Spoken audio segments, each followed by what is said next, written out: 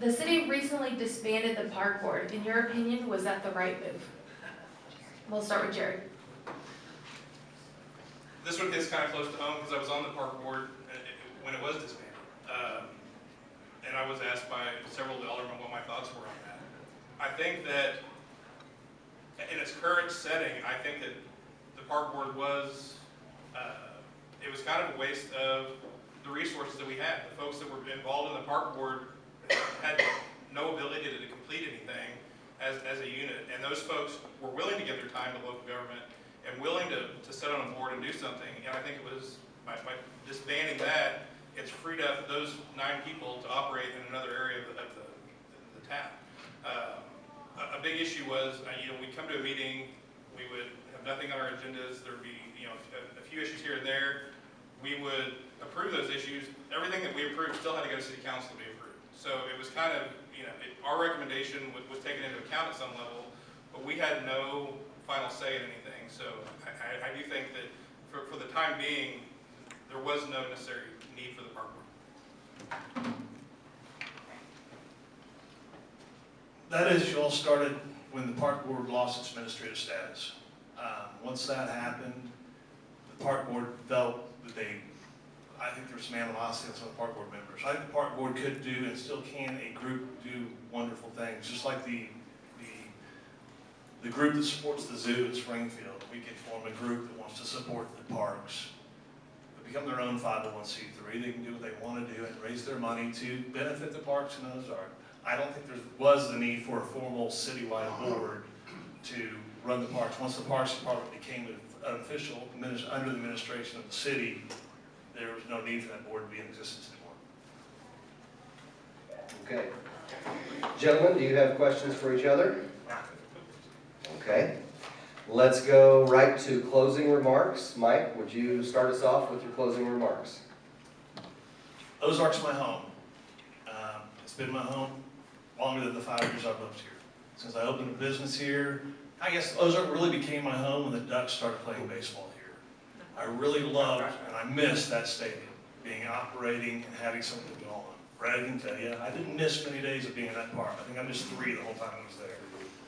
But that made me love Ozark and the atmosphere that it provided, and got me into town and seeing that there was an opportunity to build a business here.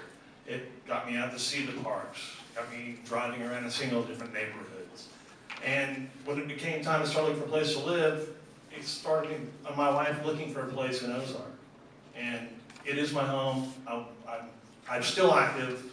After being off council, I'm still active I'm on the LCRA board, I'm on planning and zoning. I do whatever's asked of me from the city. And I love the city and I'm always going to work for it. So I just hope you get your vote on April 3rd. Thanks. First, I'd like to start by thanking the headliner for having us here tonight. I'd like to thank the OC, and most importantly, I'd like to thank those of you in attendance that have given us 2 hours of your time for all of us to sit up here and address you with what our concerns are for the city, the schools, the county government as well. So I do thank you. I live here, I work here, I plan to maintain my practice here in Ozark, I plan to live here in Ozark and raise a family here in Ozark. And I think it's important to get involved and be a part of the process for what I want this city to be, not only next year, and what it could be 10, 15, 20 years down the line, 30 years down the line. I think it's very important. I think it's important that there's 6 of us that obviously feel that we want to give our time to the city. And I think, that's very important to have folks like that in the community. I want to be that person in Ward 3. I want to be the person you can come to, you can talk to. My office is going to always be open. If you want to come in and have a chat, it'll be open 5 days a week. My phone will be posted. I want to represent the city of Ozark as the best I can. Thank you. Thank you, gentlemen. And now, before we wrap up, I'd like to ask all of the candidates to please stand again, be recognized. Would everybody please stand? Yes, get a beard.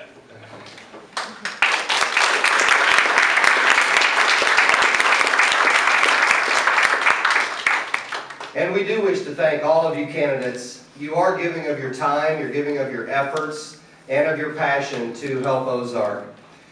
This is a big step, and I hope that the people in the audience recognize that every one of these people who are running for office have put their lives out in front of you.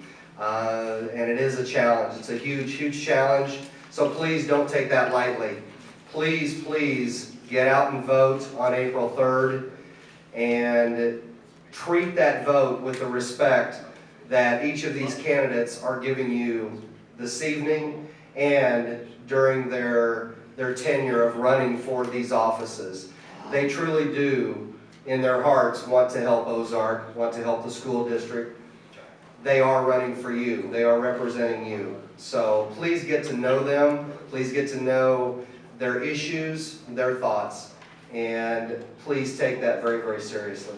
And now on behalf of the Christian County Headliner, Editor Donna Osborne and her staff who have put this great event together this evening, we do want to thank you for coming out and spending the 2 hours of this evening to help foresee and help project Ozark's future.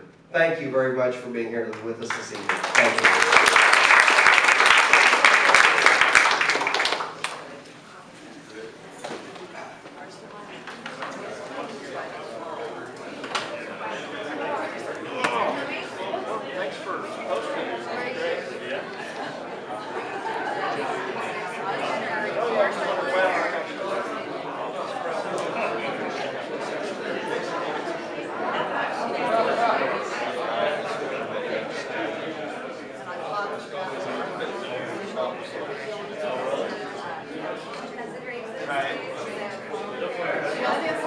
Yeah.